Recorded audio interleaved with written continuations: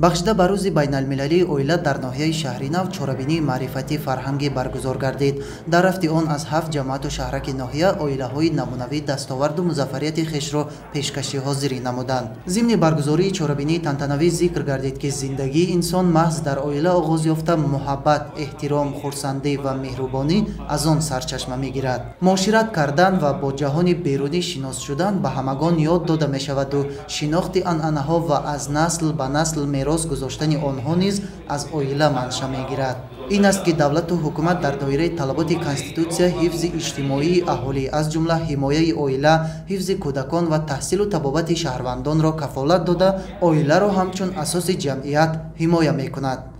خیلی که گفتن اویله سالم جامعه سالم باشد و امروز ما همه ما کوشش زیاد باید به خرج دهیم که اویله‌های جوان پاش نخورند و اویله‌های نمونوی ناحیه و جمهوری گردند. سپس با بیش از 30 کودک نوزاد که سینشان از 1 سال بالا است شهادتنامه تولد به طور رایگان تقدیم گردیده، همزمان مراسم به قیدگیری رسمی 5 اویله جوان گذرانیده شده، به آنها شهادتنامه عقد نکاح و تحفه‌های خاطروی داده شد. اویله نمونوی اویله است که فرزندان سالم و صالح دارد، با معرفت و با فرهنگ دارد.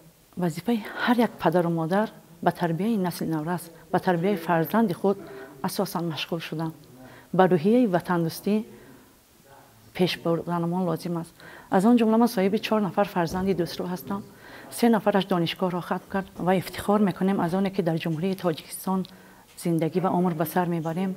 در فرجام از جانب بخش فرهنگ ناحیه برنامه کنسرتی رنگین ترنم کننده مهر و صداقت، وفاداری، همدیگر فهمی در اویله، تربیت درست فرزندان، حرمت و احترام نسبت والدان و شکرگزاری از صلح و آسایشتگی و پیشرفت دولت نوین تاجیکان منظور حاضرین گردانیده شد.